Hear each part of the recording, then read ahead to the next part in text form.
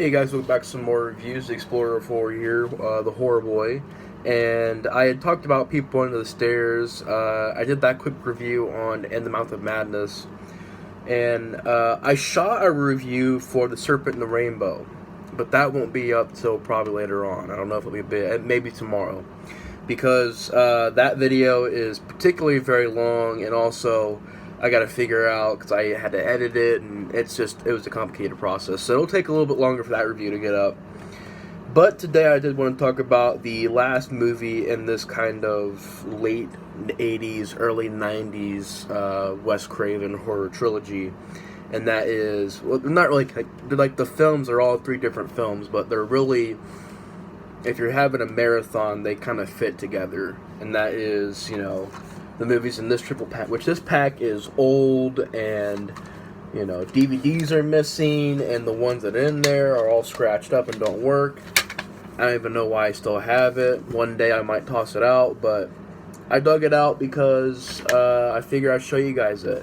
This is the OG DVD that were in my 2013 reviews of these films.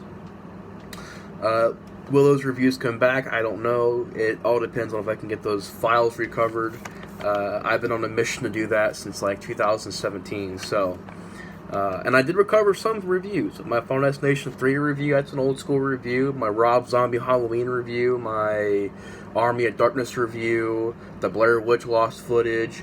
I found a couple rants from back then. So, it's been fun going back and I didn't even know you could do it, but going back and recovering some lost footage that I was able to find. So, that was always fun to do. But back in the day, this is the DVD that I used because this is the first DVD that I had of these movies, and it was bought for me. I think this and the Alien triple pack, which I still have, which that Alien triple pack is in way better condition than this, and as well as I have some Nightmare on Elm Street 4.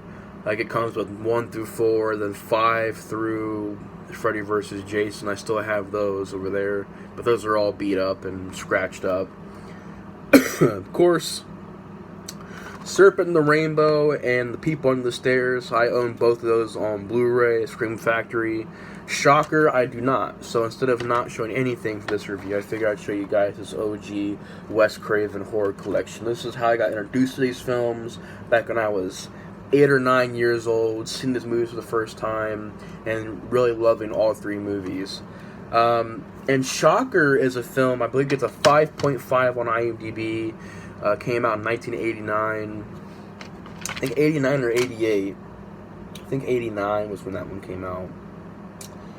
I don't remember if it was 88, 89, I'm going to go with 89, but it might also be 88, but came out around that time, and when it came out, it really didn't get a lot of good things said about it. It still is one of those movies that, even today, is very divisive. It has a cult following, luckily, but not a lot of people talk about Shocker, and if they do, it's either meh or bad.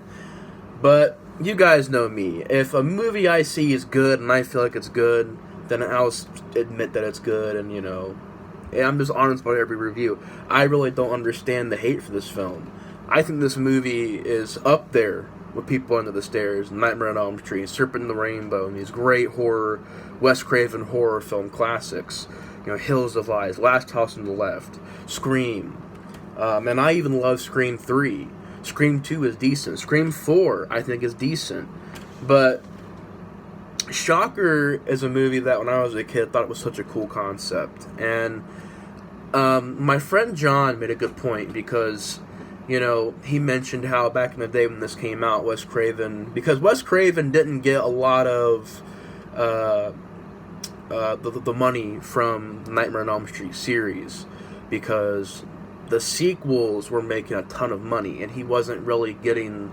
I think that's why him and Bob Shaye really didn't have the best relationship back then because, he wasn't getting all the money. He maybe got a couple of dollars, not literally, but you know what I mean. He maybe got a couple of checks here and there, but nothing really big from the series. While everybody else was making millions from that series. I mean, that was It's New Line Cinema is the house that Freddy built. So really, that movie back then, or that franchise back then was making so much money, and Wes Craven wasn't getting any of that money, or very little of it. So this is before New Nightmare. This is before Wes Craven came back to the series, and he wanted to make his own franchise to profit off of, to make his own horror villain, and kind of and you can kind of tell it was kind of looking back on Nightmare on Elm Street and making something new from that idea, maybe inspiring this movie from that a little bit more. They deal with dreams in this movie. You even have a scene where a dream equals a real life death, like, because in Nightmare on Elm Street, you died in the dream, you died in real life. That happens in this movie. There are lots of dreams in this movie. There's the supernatural being who gets killed, who is a murderer, who does get killed, who comes back for revenge. But, I think this movie is still a very unique horror film, because there's not a lot of horror films that are made today that have a great horror movie main villain. And Horace Pinker, played by Mitch Pileggi, does a great job in this film. I mean, he is one of my favorite actors to watch, playing crazy. He's up there with Matthew McConaughey in Chainsaw 4, and, just does an amazing job in this movie playing crazy, and playing psycho, and being the lead slasher. And really, I always thought this movie was a slasher film. It's not really a slasher film, if you think about it. Although you would think it would be, because it's kind of built like a slasher film. It has the mold of a slasher film, but it's not technically a slasher film. But I think it's a damn good horror film. I think it's a badass, awesome watch that I think you can have a lot of fun with while watching the movie. But yeah, Horace Pinker is a great bad guy.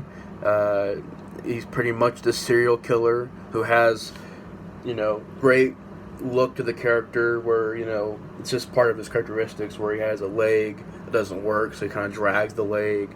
Kind of an iconic thing. Has the knife, which is pretty cool looking. And, he has this thing with electricity. The movie even opens up with him fixing electronic stuff like that. That awesome song, Shocker! Shocker! It's a great song, I believe, by the Dudes of Wrath. It's a great opening. And you actually have Nancy from Nightmare on Elm Street in the opening credits, and the news reel that they're having. That's pretty cool. But he's pretty much this killer, and you have our lead. I want to get the actor's name. I don't think they have it on here. I can't remember his name. It's funny, I almost said Bill Pullman. It's not Bill Pullman. Man, what was his name? I can't. Oh, here it is. Peter Berg. You have also Michael Murphy and Cammie Cooper in this film. But Peter Berg is our lead. He's a guy that gets a ton of trash talk and ton of hate, but I don't understand it. I think he's a solid lead. I think you feel bad for this guy. He's a football player, sees this girl. He even has this thing in the beginning of the movie where he runs into like 3 things, and runs into a pole, runs into a table, Coach is like, get your head back in the game. There's a lady over there without a dress on. He looks, and then the coach is like, come on, man, told you to focus on the game. It's a great scene. You also have the guy from the Crow City of Angels. And I can't remember I think his name was, is it Richard Brooks? Was the guy from the Crow City of Angels? I think he did some TV stuff too. But I know he's from that movie. He's in this movie, playing a great friend character to this lead guy, Peter Berg. He's like his best friend. And this is kind of where you can get in the Nightmare on Elm Street thing. He has a dream of his family being killed, and he walks into the murder, and Mitch Pileggi about to kill his mom, and he wakes up, only to find out that the family was actually killed in real life. So that's really, if you think about that in the dream sequences, those are only really the things that kind of feel like they're from Nightmare on Elm Street. Everything else is kind of unique. But yeah, and the first half of the movie is them trying to find Mitch Pileggi, and it's like a crime thriller type of movie, and they eventually catch him, and he almost gets away, but they eventually catch him and get him into the chair, and he gets fried. Not fried and baked, and he gets fried in an electric chair. And he comes back through electricity. He's pretty much this electricity ghost. And he begins possessing people and making Peter Berg's life a utter hell. And you have a great third act with some awesome effects, with some great, that I think were really groundbreaking. I mean, you got people going into TVs, the whole cable thing, which I like. Very unique effects, very unique scenes, very unique ideas. And that's why I love all three of these Wes Craven movies, because they're very unique, they're different, but yet they fit so good together as a marathon watch. And I would always watch Shocker, Serpent and the Rainbow, and People on the Stairs. It wasn't a movie that I thought, I would watch more. Even though my favorite out of all of them is probably Serpent and the Rainbow, I still think all three movies are just flawless to me. Flawless. Yeah, this movie is flawless. It's got nothing bad to it, in my opinion. Has a great score. Has some really awesome effects.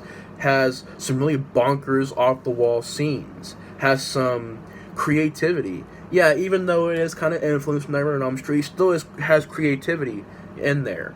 Wes Craven is still being creative with this character, making him different. He's not a carbon copy of Freddy Krueger.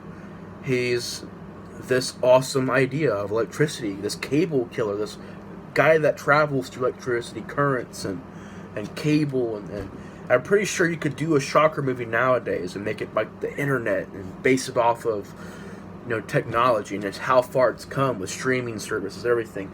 You could probably do a Shocker movie nowadays, but back then it was very unique for somebody to focus on that aspect.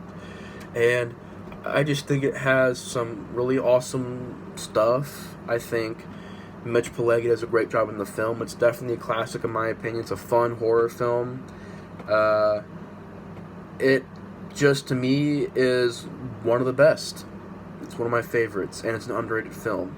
But if you guys haven't seen Shocker, I definitely recommend it. This review wasn't very long, but I mean, the movie is just underrated. It's very well made, very well shot, fun 80s horror film with a great soundtrack with some awesome scenes. And I love the ending of the movie where they're going through the different channels of the TV, and it's done, I don't know if it was done practically, but it was done pretty damn close to practically, because it looks great. They walk into Frankenstein, they walk into these old school movies and these old school TV shows, these game shows. That's the way it is, and him tossing the paper in the newsroom. And then they go on this show that's like The Price is Right. It's not The Price is Right, but it looks like it. And they're fighting on there.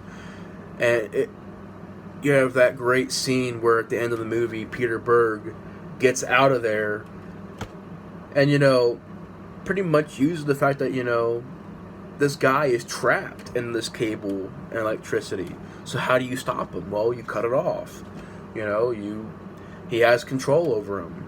He tells him, I'm real, you're not. And that scene is great because it goes from a TV quality. I don't know how they did this, because back then you couldn't just insert filters like that.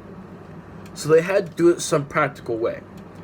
But it's a small scene and it's a small little thing. But I thought it was done very well.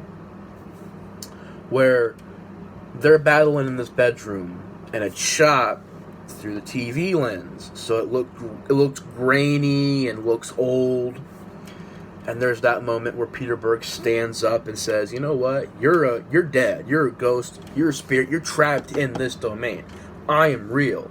And there's that great moment where it goes from the TV quality to an HD quality, to the movie quality.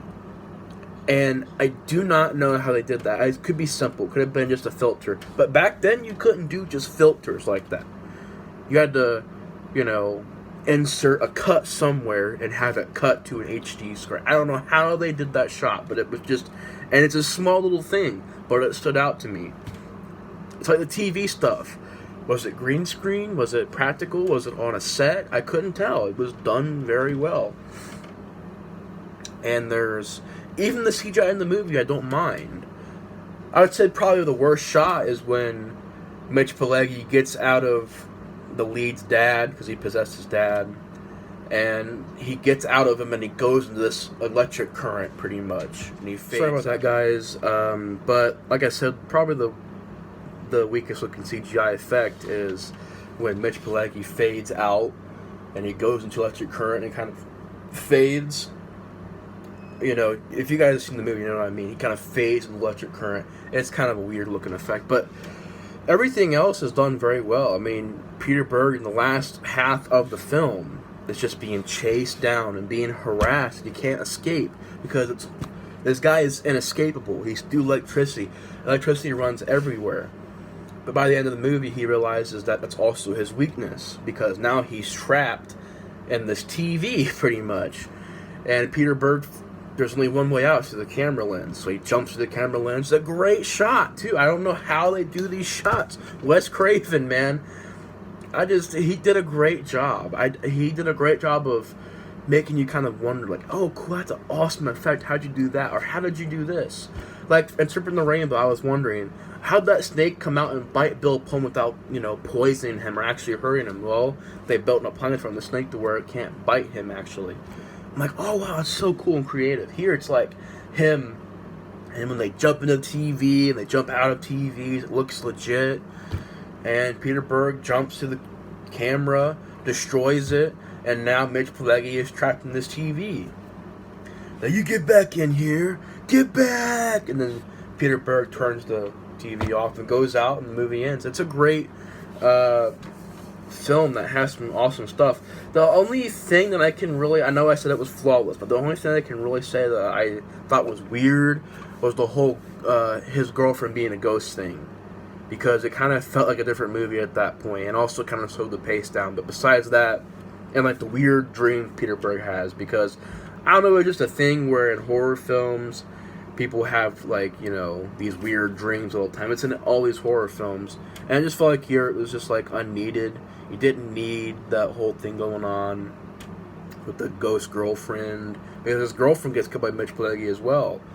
But he didn't really need the ghost thing. He didn't really need these weird dreams, because it did feel like Nightmare on Elm Street at times. You could have just had it be a regular murders, no dreams, no ghost girlfriends, no ghost dream girlfriends. That's what the kind of was like, because it felt like a different movie. But besides those little things, the movie is great, and I think it's honestly a very fun time. But anyways, guys, thanks for watching my review on Shocker. Hope you guys enjoyed, and I'll see you guys in the next review. The Explorer of Horror is out. Bye, guys.